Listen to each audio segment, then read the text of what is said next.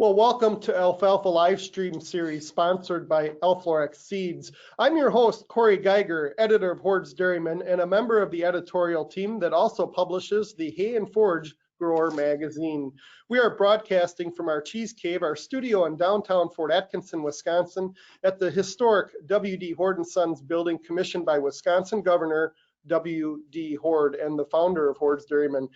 W.D. Horde was also a pioneer in alfalfa, and it's the main reason that the Hordes Dairyman farm is on the National Register of Historic Places by the United States Department of Interior. There was a lot of research done there on alfalfa, and certainly become an important part of the Wisconsin forage for dairy cows.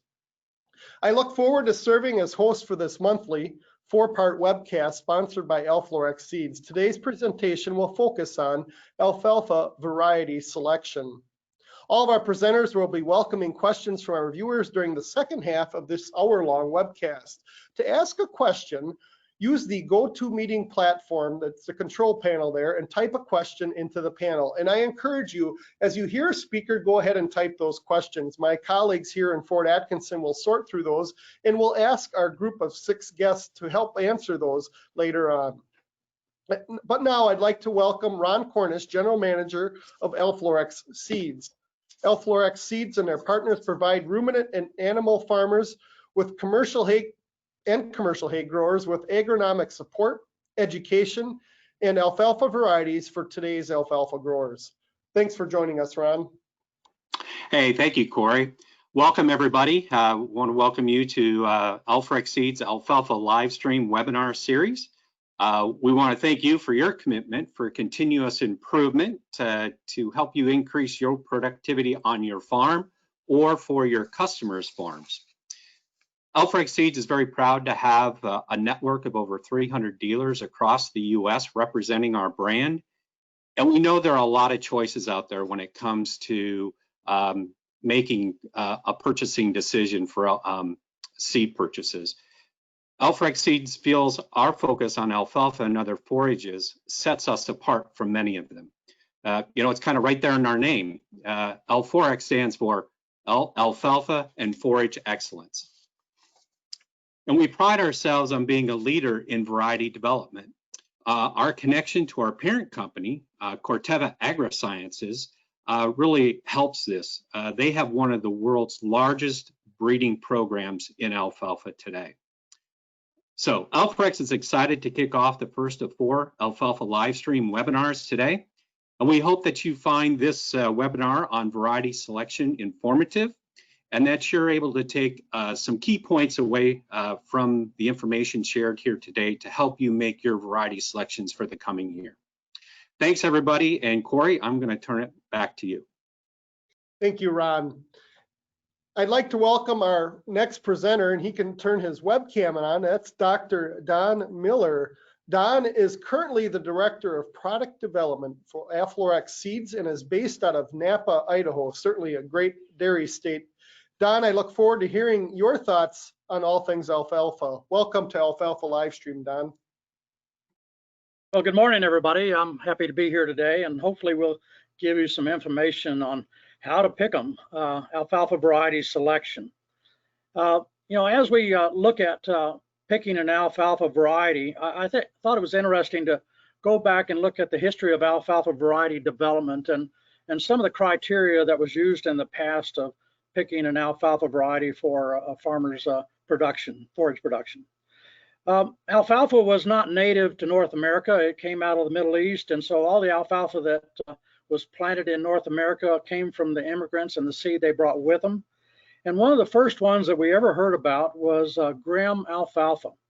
Wendell Grimm was an immigrant from Germany. He brought alfalfa seed with him, and he settled around the Great Lakes area of the U.S., and he planted his alfalfa, and it survived the winters of that environment. And for that reason, a lot of the area farmers wanted Grimm alfalfa seed, and Wendell produced some seed of that, and it became very popular because of its ability to survive the winters.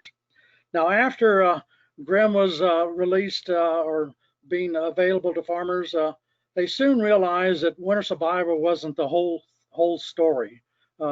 there were other things that limited alfalfa production, and diseases were one of those. And so the public institutions, the universities started looking at how they could improve alfalfa, and one of the first things they looked at was bacterial wilt. That was a disease that damaged the root system. So the variety Ranger was released, and then later on Vernal was released, and a whole series of public varieties were released over time. And again, most of those early varieties came from the public institutions, and they were trying to develop varieties that give a little bit more production and survived a little bit better in that environment. So over time, there's been a significant variety improvements in alfalfa, and a lot of those improvements were really concentrated on insects and disease. And many of the insects that we have today, we didn't have when Ranger and Vernal were released. Spotted alfalfa aphid didn't occur in North America until the 1950s, and first showed up in New Mexico, and they figured it came in on an airplane from the Middle East that landed in a Air Force base in Roswell, New Mexico. So again, a lot of different things and improvements over time. Blue alfalfa aphid we didn't have until the 1970s. Verticillium wilt was a European alfalfa disease, and then we started seeing it in the US in the 1970s. So over time, there's been a lot of improvements on disease and pest resistance in alfalfa. But if you look down to the bottom of this list, there's also some significant improvements for other traits that were important in alfalfa production. Roundup Ready alfalfa, varieties that had improved fiber digestion. Again, things that really made a difference in the profitability of the alfalfa that was being grown across the US.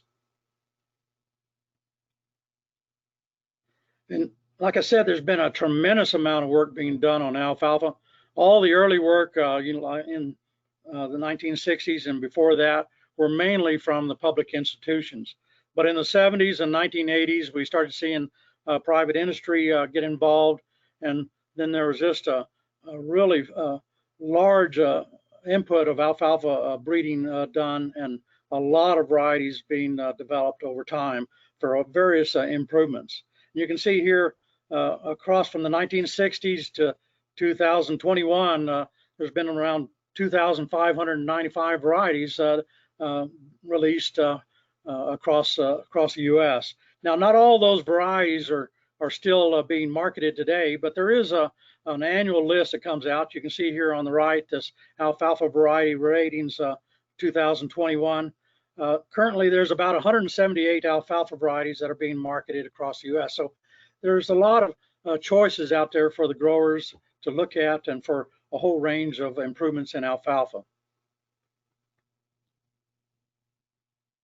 And this is really a pretty good photograph that really shows you how far we've come and the continual improvements of alfalfa varieties, the increased performance with all these improvements. You can see here in the center, Vernal, which was released in 1954, really not doing well in this trial here, but you can see a variety on the right that was released in 2003 is outperforming the Vernal, and then even a newer variety on the left that was released in 2006. That variety is yielding about 11 tons per acre more than what the Vernal is yielding in that trial. So again, lots of improvement in alfalfa over time, and really, unless you see them side by side, it's really hard to realize how much we've come and how far we've come in improving alfalfa varieties. Now let's get down to one of the first factors that I consider important in selecting an alfalfa variety for your farm. Just like when Wendell Grimm released his variety, winter survival is an important thing. You need a variety that's going to survive in the area that you're going to grow it.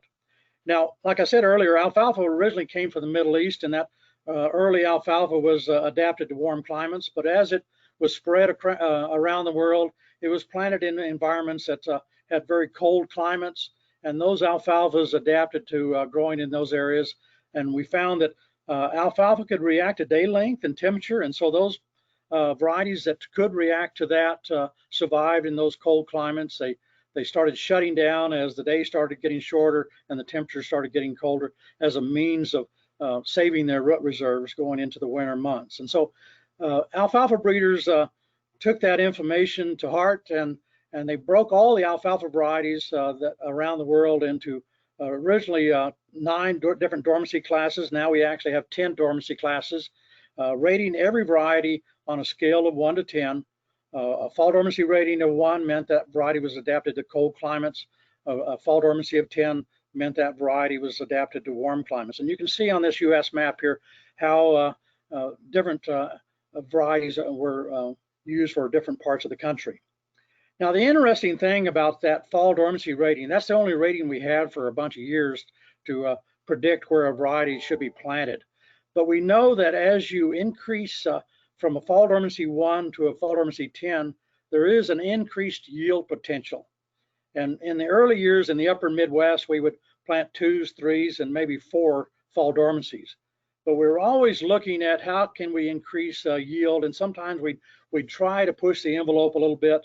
We knew that a fall dormancy 3 out-yielded a 2. We knew that a fall dormancy 4 out-yielded a 3, and so on. But how far up could you go on that fall dormancy scale without getting winter kill?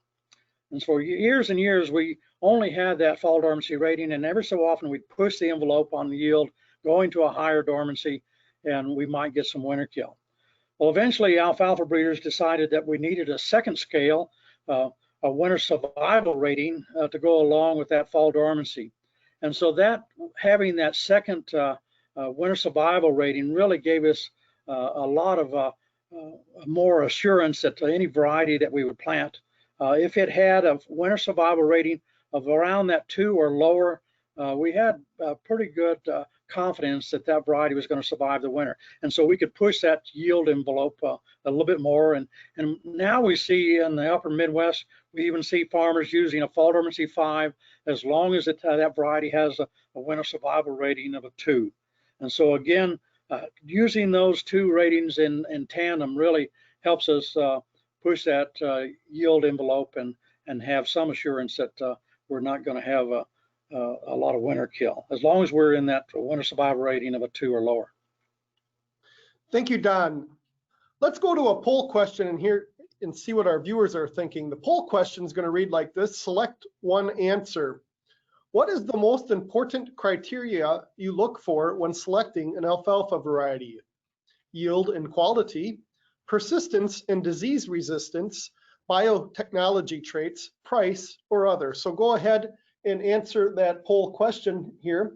And I know a number of you watch this on a computer screen, then you can vote. But if you're listening in as a podcast with your phone, then you won't be able to vote. So we're going to go ahead. We are at the 50% mark. We're going to close it in about 5 seconds. So go ahead and make your vote. And Kristen, let's take a look at those results. So there they are, Don. They're on the screen, and you can see yield and quality topped pretty easily here at 77%. What are you thinking, Don? Well, I think yield is always a big criteria in an alfalfa variety, and that is something that the alfalfa breeders are really striving for. But there are a lot of things out there that detract from yield. If you don't have proper disease resistance, that can really subtract from the potential yield you're going to get. So my second criteria of selecting an alfalfa variety is making sure that you know what diseases, insects or diseases limit the production in your region. You go across the U.S., it might be different in different parts of the country, but knowing what is the major limiting factor in your area as far as the disease and insect is a pretty important criteria on selecting a variety for your location. Now, if you determine, say, phytophthora root rot is a big factor in your area, or Aphanomyces, you want to select a variety that has at least an R or an HR as far as level of resistance to that pathogen. So again, pick whatever your limiting factors are and get a variety that has at least an R or an HR as far as level of resistance.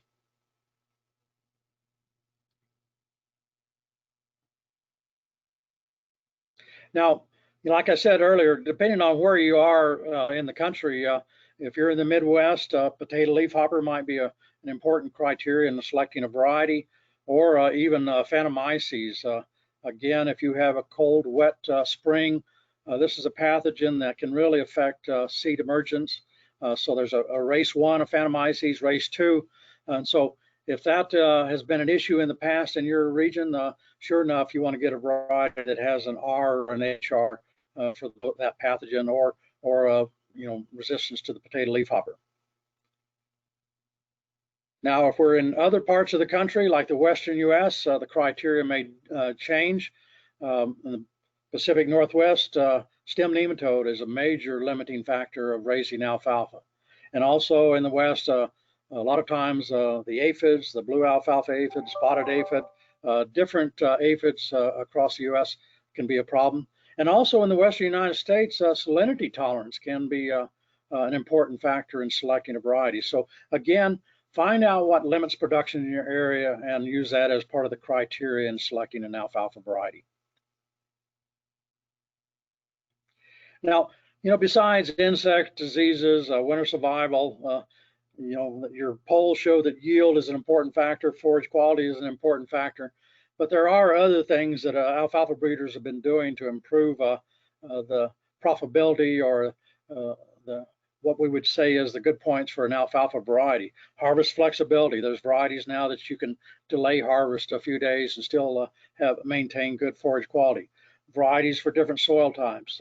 If you have poor water drainage, grazing type varieties, irrigated dry land, insect resistance, disease resistance. Again, there's a lot of different things out there that might be important to you. Are you going to raise a pure stand of alfalfa or a grass alfalfa mix? Weed control. Do you want Roundup Ready alfalfa? Again, depending on your needs, there are a lot of choices out there. And so pick the alfalfa variety that fits your needs. Well, thank you, Don. We have another poll question here, and our producer will put that up on the screen. Again, asking for audience participation here. What is your primary source of information when making an alfalfa variety selection? Select one of the following: seed company representative, university or extension specialist, local seed dealer or crop advisor, the internet, or other. So go ahead and answer that poll question. And we're going to get some additional insight from 2 additional guests here, Drew Heisey and Mitch Sudhoff. So while our viewers are voting here, they can go ahead and turn their webcams and audio on, so we're ready for that. And the results are coming in here. We got about 65% vote, and we got a couple leading choices here. So I'm going to ask Kristen to go ahead and cut that poll off, and we'll see the results. And we'll see 32% is seed company representative, local seed dealer or crop advisors 37%, and the other ones are the university extension is coming in third. So we can take that poll down and invite our guests here. And those are definitely interesting results. I'd like to invite Drew Heisey and Mitch Sudhoff to Alfalfa Livestream for a panel discussion here about what is important in their regions when it comes to variety selection. We're going to start with Drew, who's president of Bovine Supply Plus. What are alfalfa growers, dairymen and dairy women, looking for in their alfalfa varieties in upstate New York, Drew? Yeah, in upstate New York, we deal with a lot of different elevations here and microclimates with our water and many soils. So the first thing people are evaluating is sort of like Dr. Miller talked about, is the dormancy that they require for their area, which varies quite a bit. And we also look at our winter survival rates, as people are trying to get the bigger yield on a lot of their fields, as we're limited with land, trying to push these dairies to larger and larger sizes. So those are 2 big concerns there, along with the quality. And there's a couple ways people address quality here. It's with low lignin alfalfa, and or maybe putting grasses in their alfalfa mixes in order to gain quality there. So those are some things that we talk about at the farm level and try to find out what fits for them. Well, thank you, Drew. I know that part of New York State certainly gets blessed with a lot of snow off the Great Lakes there. I see you got your Buffalo Bills flag, and they're having a great season. It's been a little while, so happy for you in that regard. Before we go to Mitch here, I want to remind our audience that you can go ahead and type in questions as this discussion continues, and we will have the second half of our presentation do some Q&A, and Drew and Mitch will be part of that. So you can go to the GoToWebinar control panel and type those in, and our production team we'll see those questions. Now let's turn to Mitch Sudhoff, who is seed advisor with Burtch Seed Company. What are growers looking for in your area? And you're based in Ohio and Indiana, another great dairy area, but you also have a number of livestock producers there as well. So Mitch, what are you seeing?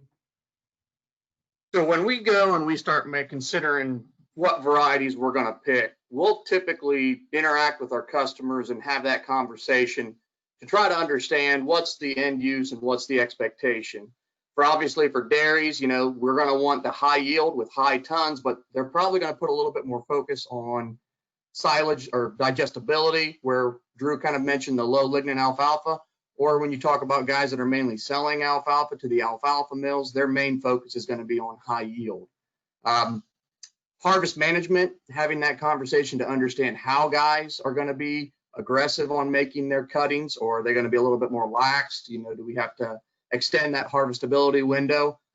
Here in Ohio, we've had a few years where we've had some really crazy weather, and a polar vortex rolls in. We go from 34 degrees to negative 34 degrees in one 24-hour period. So winter survival is probably something we're focusing in a little bit more on. Cost of seed, the dairy industry's kind of been struggling for a little while here. They've had their ups, they've had their downs. It's been an interesting year. And kind of reflecting back on one of Don's slides, you know, some of the hybrid alfalfas, they're not going to be the cheapest alfalfa you're going to acquire across the industry, but the value that they're going to bring back as far as their additional yield and additional tons, and having that conversation and explaining to guys their initial investment in the alfalfa and what they can expect to see. So those are a few things that we try to focus in around here. And back to you, Corey.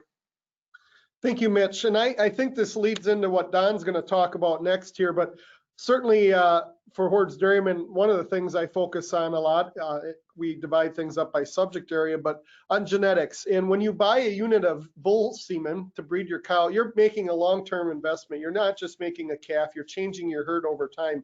And in many ways, alfalfa variety selection is like that. It's a perennial crop, excuse me, and you can get it multiple seasons. That's a lot different than corn, wheat, or soybeans. So Don, talk a little bit more about that.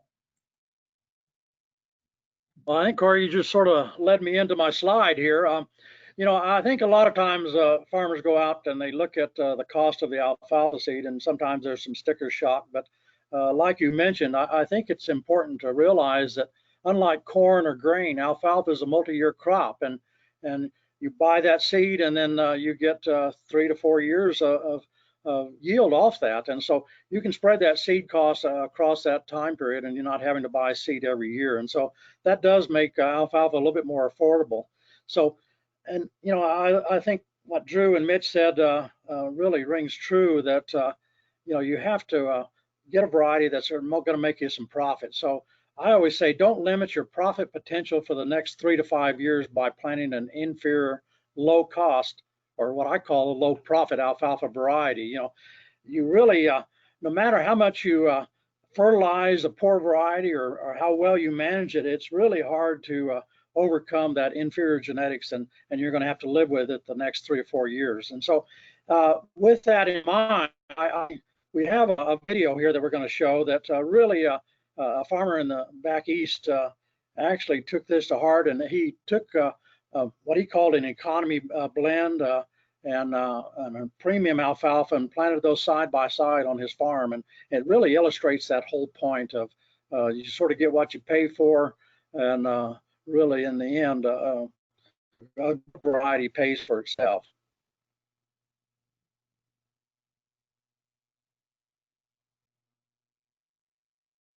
I was recently asked to troubleshoot a field that was split between a premium alfalfa variety and an economy blend. I soon realized that this side-by-side planting was a prime example of why low-cost economy blend is not a good investment despite its lower cost. This scenario of economic blend versus a premium variety was captured with video, photos, and data that we can discuss later on. Here's some of the background information on the fields. Both products were pre-inoculated raw seed. No seed treatments were involved. The field was drilled using the same equipment on the same day in August of 2019. The crop history of this field was wheat, bean, corn, winter squash, and finally planted to alfalfa. Crop protection products and fertilizer program were the same across the field. No discernible differences were observed in the previous crops, and the soil was uniform all the way across the field. The only difference this time was that the field was split between a premium alfalfa variety and what was sold as an economy blend. The grower observed differences as soon as the crop emerged. The premium alfalfa emerged quickly and was very uniform. The stand was thick. The economy blend was inconsistent in emergence, far less vigorous, and the resulting stand was thin. Weeds also established more quickly in the thin stand of the alfalfa economy blend. On April 27, 2020, the stand of both plantings were evaluated using Alforex Seeds stand count ring. 3 random counts were taken from both the premium alfalfa variety and the economy blend. The premium alfalfa resulted in stand counts of 172, 161, and 165 stems in a 2-foot square area. If we divide that by 2, we ended up with 86, 80, and 82 stems per square foot respectively, giving an average of 83 stems per square foot. When an alfalfa stand has greater than 55 stems per square foot, the yield potential of the stand is considered 100%. We also took stand evaluations in the economy blend, and that resulted in stand counts of 88, 78, and 42 stems in a 2-foot square area. Again, if we divide that by 2, we ended up with 44, 39, and 21 stems per square foot, with an average of 34 stems per square foot. That makes the yield potential of this economy brand only 60%, and that's going into the first year of production.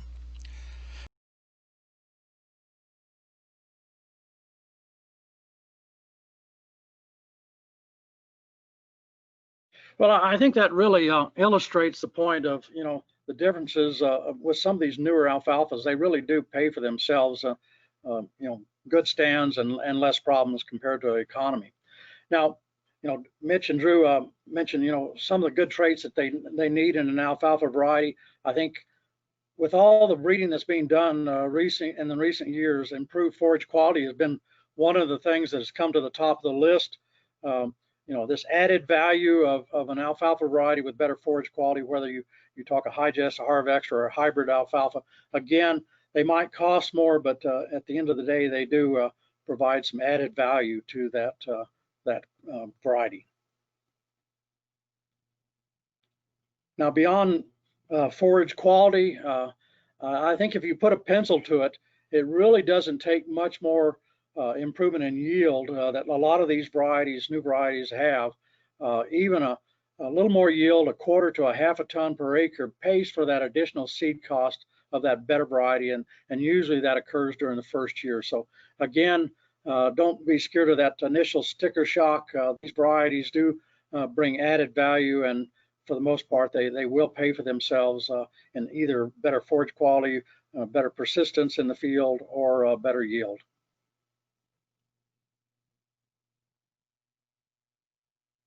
Well, thank you, Don.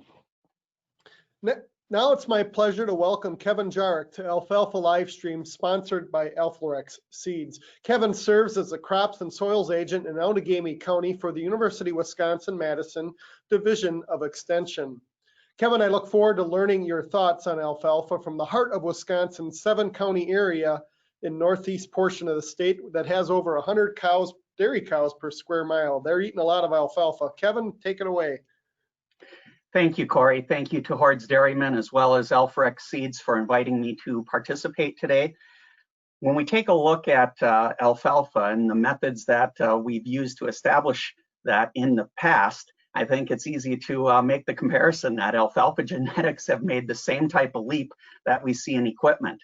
Today, what I want to do is I took the opportunity to talk to farmers, agronomists, seed dealers, agricultural professionals in Wisconsin, and get their thoughts about the most important characteristics we value up here in the northeast part of the state.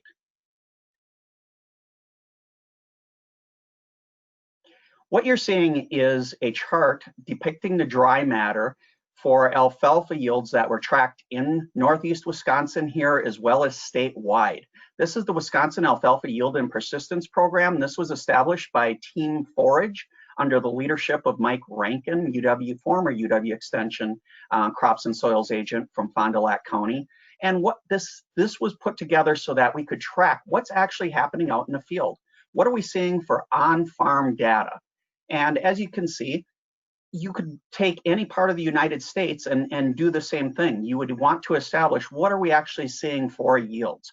Well, it's pretty straightforward. We had 2 years, 2007 and 2010, where we averaged better than 5 tons of dry matter. We also had 2 years, 2009 and 2013, where we couldn't eke out more than 4 tons. When you look at the study as a whole from 2007 to 2019, we had an average yield of approximately 4.42 tons of dry matter. Again, this represents Wisconsin. Your yields will vary, but it provides context because the #1 characteristic that was identified by the diverse group of people I talked to was yield is still the most important. Now, sharing what I just did, what we'd ideally like to see here is a nice bell curve. But unfortunately, we can see the tallest bar here representing fields that yielded less than 3 tons of dry matter is on that far side. So unfortunately, we've had some adverse conditions here in Wisconsin recently for the past 2-3 growing seasons. And because of that, we've emptied out our inventories. Alfalfa fields were lost. We have 1.25 million cows in the state of Wisconsin, and we typically have 1.25 million acres of alfalfa. Works out pretty neat, 1 acre per cow, but unfortunately, at least the alfalfa numbers have dropped due to winter kill, and that has impacted what comes in as our #2 criteria for alfalfa selection. It's winter hardiness. Typically, prior to the past couple of years events, it was quality. Now it's winter hardiness. And I think a picture's worth 1,000 words, so I'm not going to spend too much time on this one. These are some unhappy alfalfa fields. We received record precipitation. And again, when you look at the heavy clay soils that alfalfa's trying to survive in, winter hardiness and survival has been challenged. At the end of the day, the best ability is availability. When farmers put that seed in the ground, they establish that new stand, and the following spring, that hay isn't there, it's very disappointing. What you're seeing here is that earlier this year in January, I went out to alfalfa fields here in Wisconsin, dug under the snow cover, and unfortunately, it isn't the alfalfa's fault, it's the curveball Mother Nature's been throwing us. These plants never went fully dormant.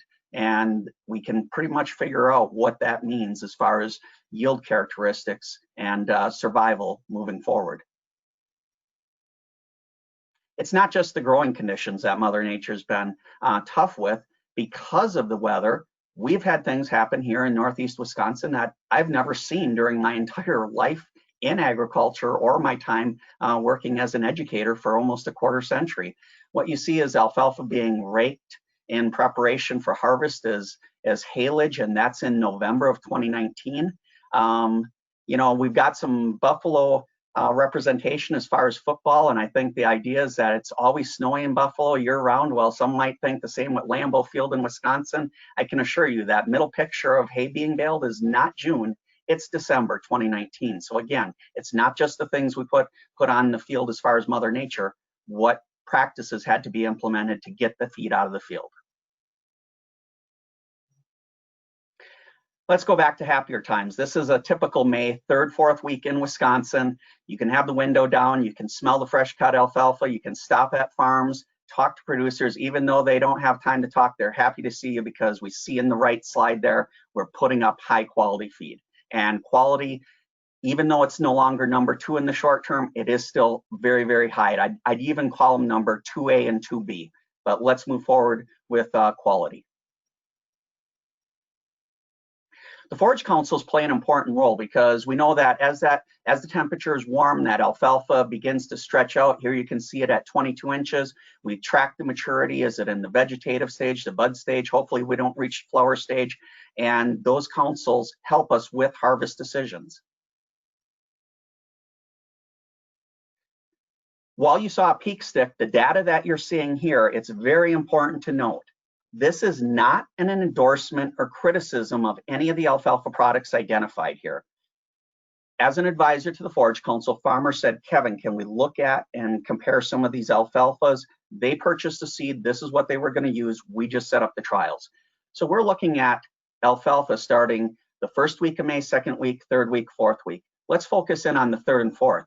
You can see in the third week, we have two alfalfas being compared, a newer alfalfa variety versus a more traditional conventional one. And you can see the differences there as far as the RFQ. It is important to note, this is wet chemistry, so these are not NIR estimates. Next slide, please.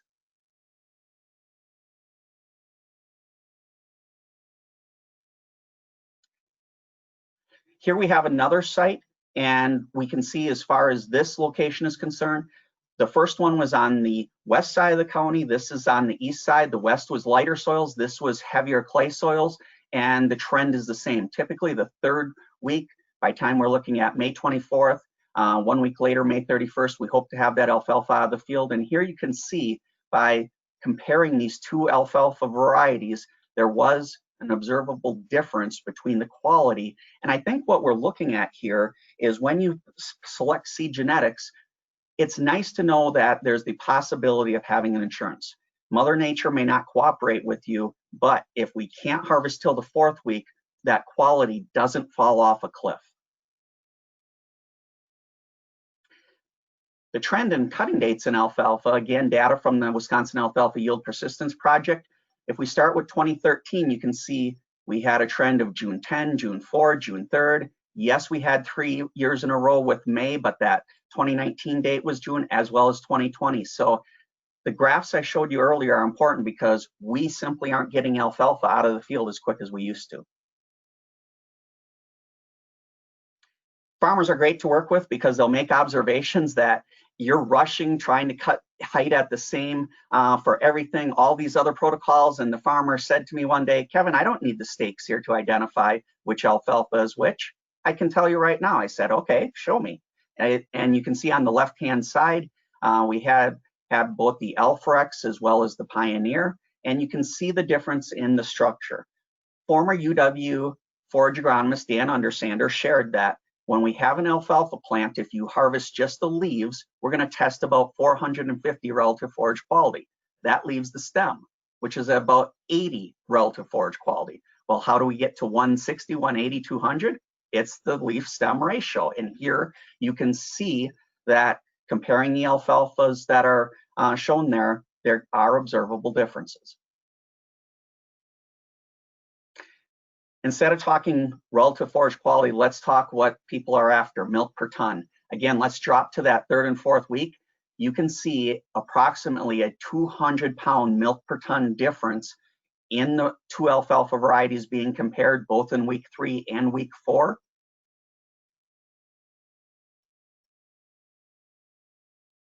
As well as in this example, again, on the eastern side of the county, not 200, closer to approximately 100, but there was a difference. And again, I think what we're looking for when we select alfalfas is something that's going to be forgiving to us if we can't harvest it always at the ideal time.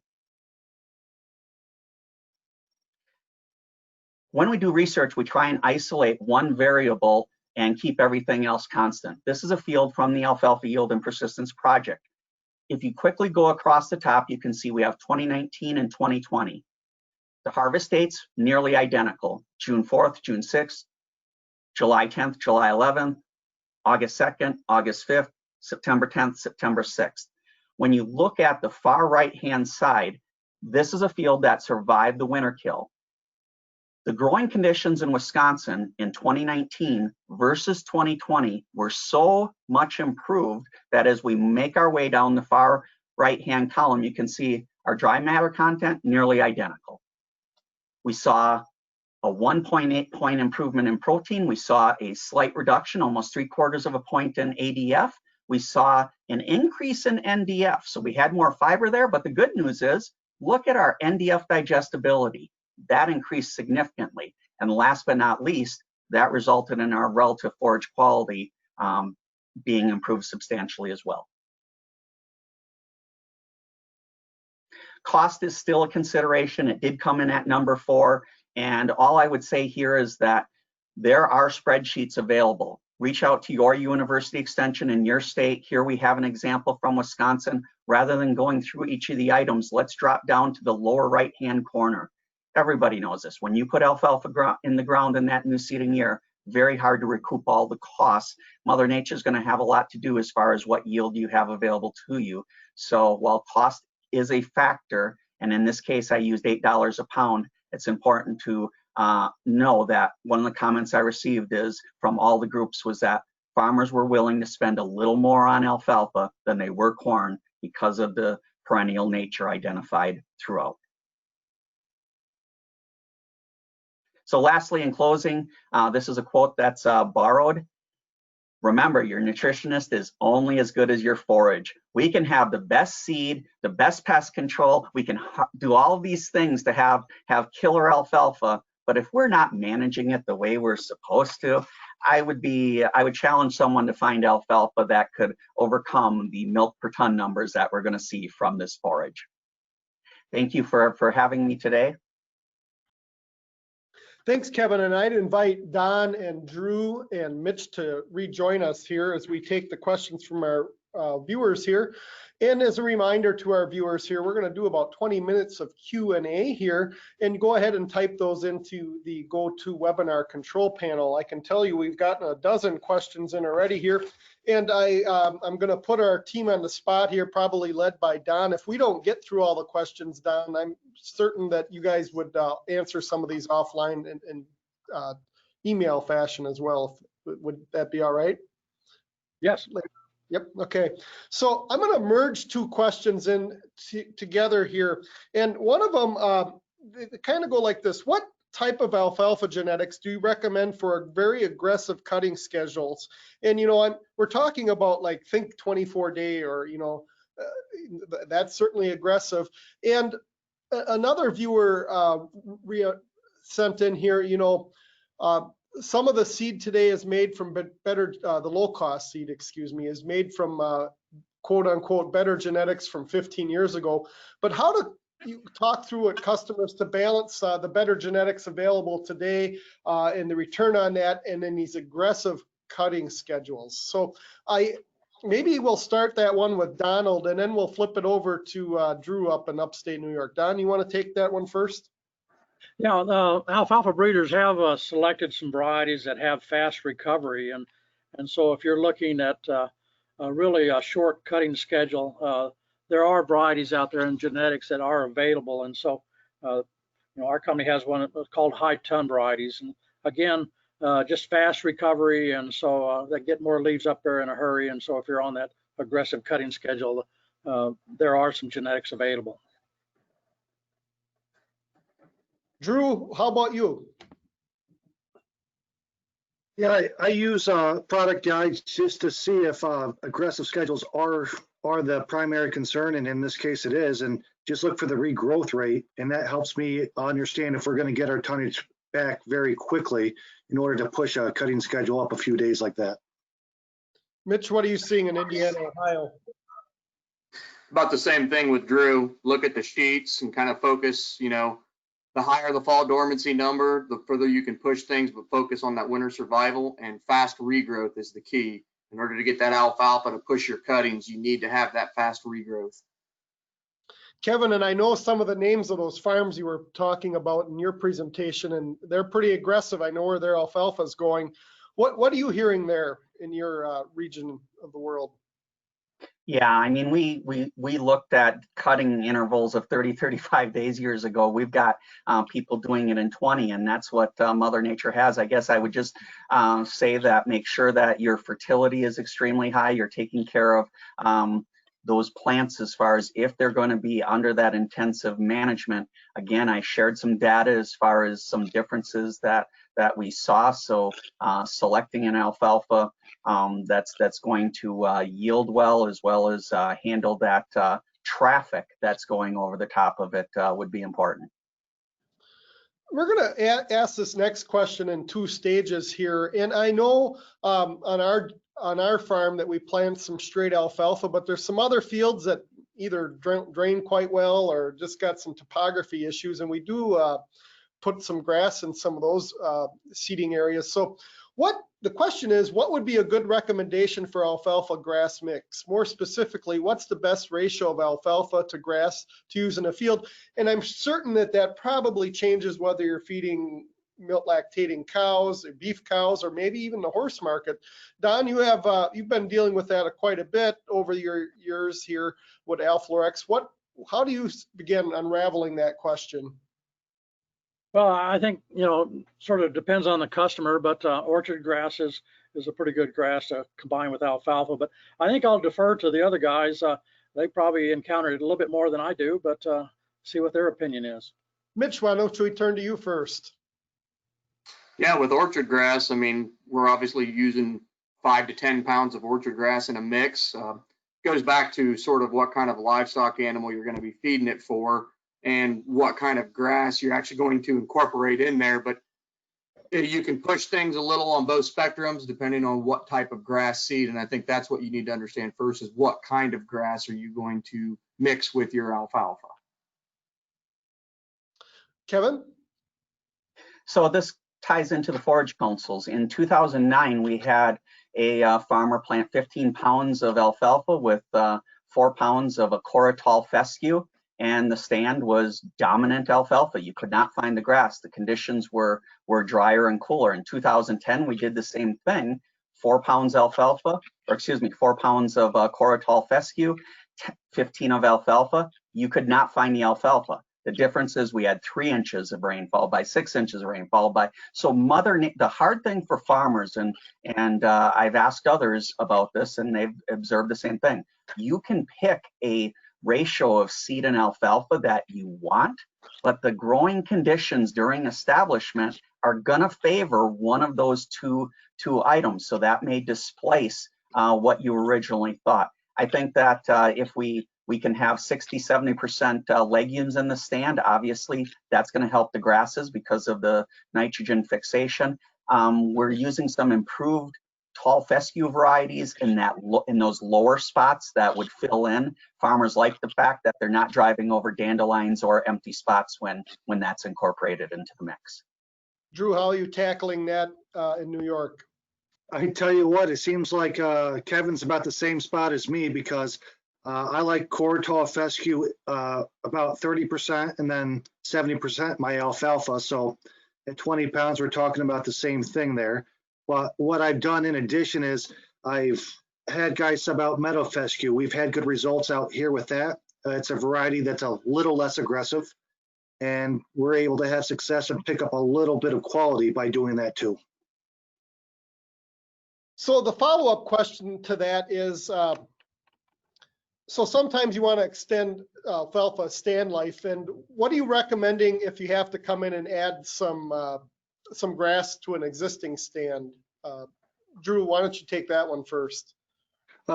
Exactly what you said. We can add tall fescue, meadow fescue sometimes, or even we can drill in Italian ryegrass to get some quick regrowth there to help extend a stand for a year or two. So those are some of the options guys are trying. Mitch?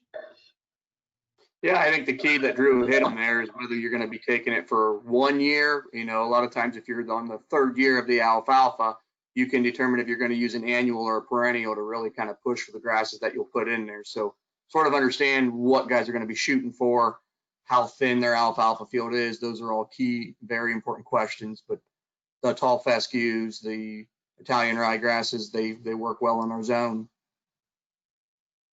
Kevin? Lots of Italian ryegrass was used to help nurse along our alfalfa stands. And I did this for the first time in 2005 with a farmer, and we couldn't believe the NDF digestibility as long as you manage that grass as a part of that alfalfa stand correctly. So they can coexist. I agree with both Mitch's and Drew's comments. We're going to turn this question over to Drew and Mitch here, and I know you're not from Minnesota here. There's a number of questions coming in very specific to different growers here, but the question's going to be, any chance High-Jest 460 will perform well in southeast Minnesota, but I'm going to add to it. So that's the question.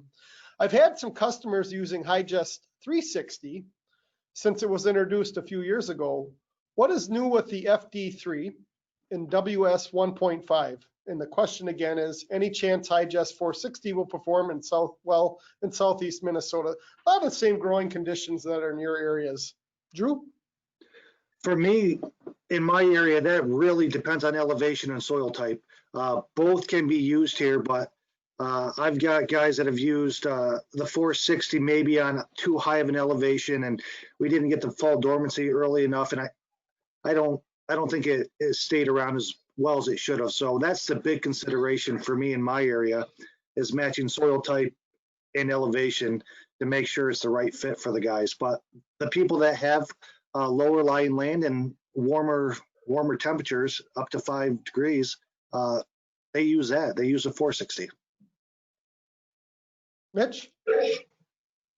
Yeah, I mean, just kind of going back with what Drew said, our high low lignin alfalfa, our 360, that seems to be one of our flagship models. We got the 460 used through here, but understanding the soil type and exactly where it's going to be at. Again, I'm from Ohio here, so we're talking, different parts of the country, but would definitely think that with some of the newer genetics that they can be pushed a little bit further than what they've been able to do in the past. So Kevin, we're going to change questions here, and we're going to try to get as many answered here in the next 10 minutes. If you planted a leaf hopper resistant variety, and would you still have to spray if leaf hoppers were in the area?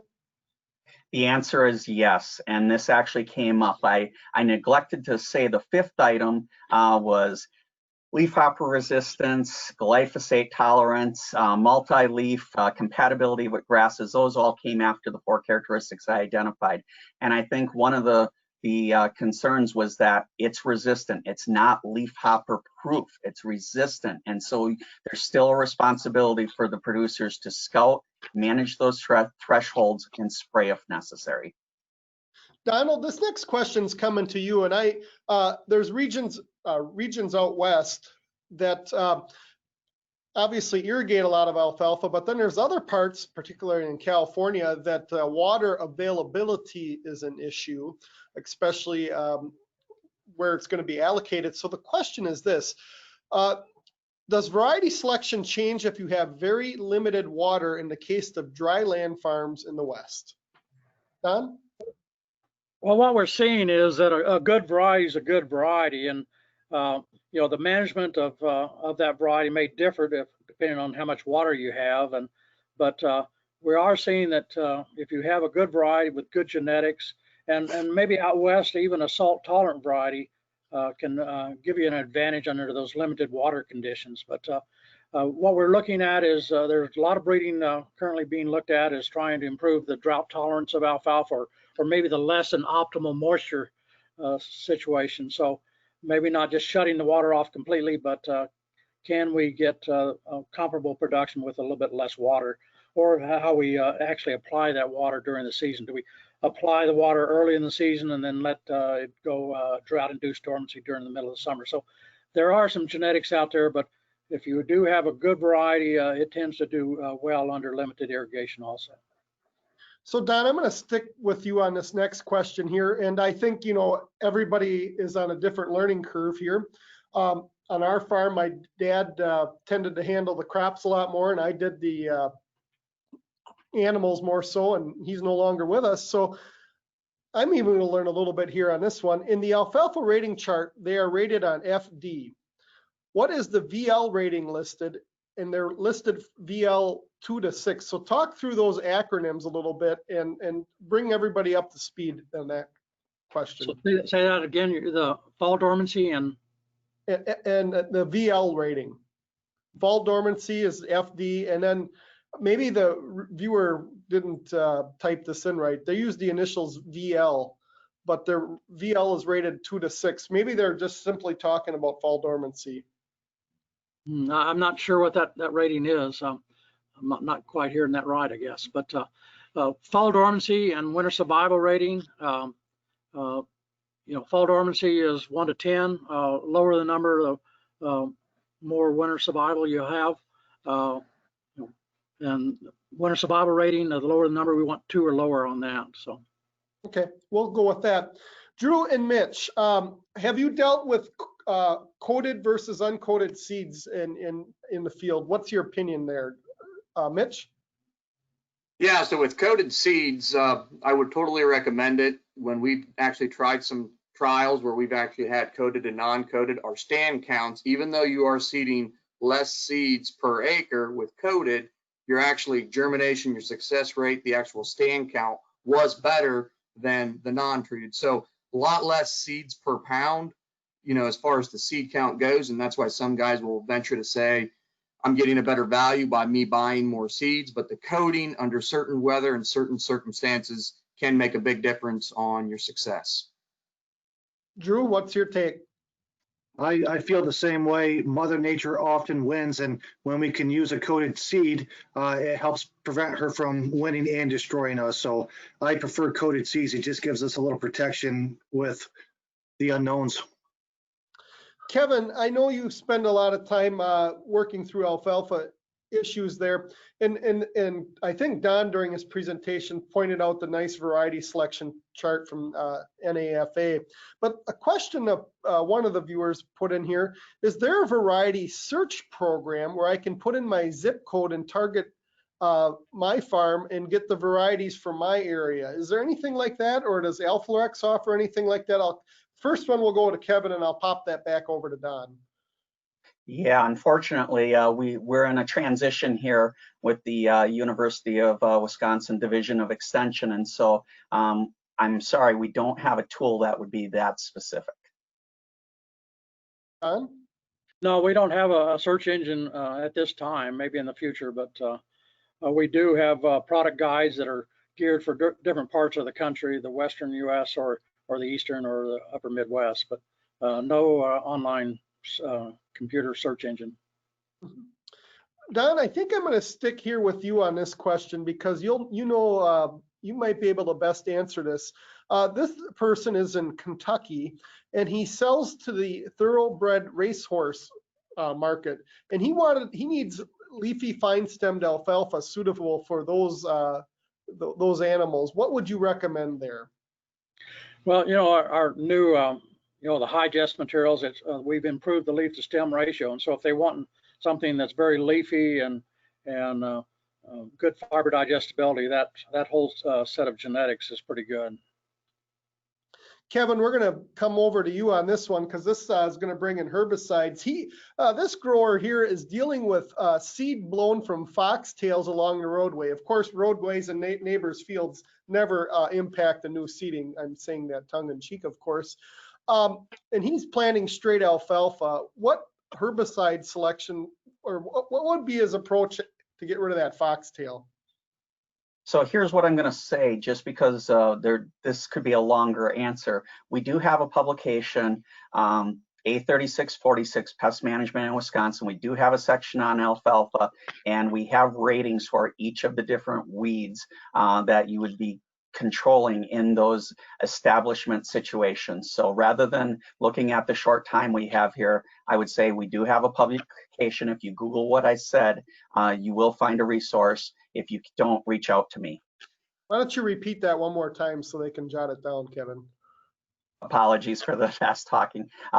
It's A3646 Pest Management in Wisconsin Field Crops. And it's a downloadable PDF, and it covers all the crops: corn, soybeans, wheat, alfalfa. And in that publication, there is a chart showing a ranking of the herbicides and how they will do against any particular weed. Drew, we're going to kick this question to you and Mitch next, and if Don wants to add, he can certainly do that. I'm going to set up the question here, but so this is coming from a West Texas dairyman, and he's asking, they use a lot of dormancy 9 alfalfa. What do you think about mixing varieties of 8 and 9 dormancy together in the same field? So he's talking about hedging his risk mitigation here. So this question could apply to Texas, Minnesota, New York.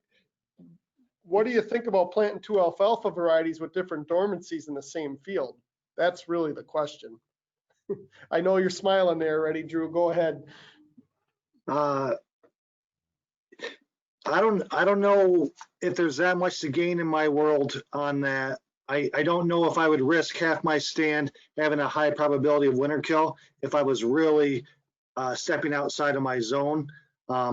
But if there were two varieties right in this, that in my area, choosing between a 3 and a 4 dormancy, I could do that. But if it was choosing between a 4 or a 4 and a 5 or a 5 and a 6, I just go with my lowest one and stick with that. But if they're just one apart, I could see them doing that. I don't know the big gain, but.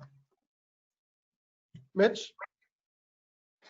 So I think he's, trying to focus on risk management there. Do you split your risk by planting two different hybrids in the event that maybe one has better winter survival rating, one maybe is a fall dormancy 5 compared to a 4. 3s and 4s, we get up into the 5s a little bit in our area. Would it be worth it? And is it, a good recommended practice? I think that could be both ways there. We have mixed some alfalfas here, but really can't sit there and say that we've seen a significant advantage and would feel that we would want people to mix the alfalfas. It's a risk management tool that I think it's per an individual and what he feels comfortable and uncomfortable doing. Don, you probably get that question a lot over the years. What's your thoughts? Well, I think the first question is going to be is how do you manage the cutting of that? Because if you're planting a fall dormancy 9, it's going to flower first. Even during the middle of the summer, you're going to see a few days difference between a 9 and an 8. And so how do you harvest that field? Is it going to be past maturity, or again, you're going to get the two different varieties flowering at different times and also coming back a little bit different on the regrowth. So again, I don't know how much of an advantage that would be. Maybe in some cases a disadvantage. So pick a good variety that has what you need and go with it. I would agree. With a peak stick, you're looking for a uniform stand. Good advice there, Kevin. As a reminder, we're at the top of the hour now here, and all of our viewers are going to receive a survey at the conclusion of the webinar, and we'd ask that you take that. We learn a lot from that. We tweak our webinars, and as presenters, we all learn a great deal. I'd like to remind everyone viewing that to put on your calendar, January 7th, 2021, 11 a.m. Central Standard Time, we will present quality parameters in forage quality. Our panelists will bring back Don Miller with Alforex Seeds, and we'll welcome John Geiger to the program. So I would again like to thank our panelists today. I thank Don Miller, Drew Heisey, Mitch Sudhoff, and Kevin Jarek for joining us on Alfalfa Livestream. I'm Corey Geiger, your host and MC, and I wish you all a great day. Take care, everyone. Bye.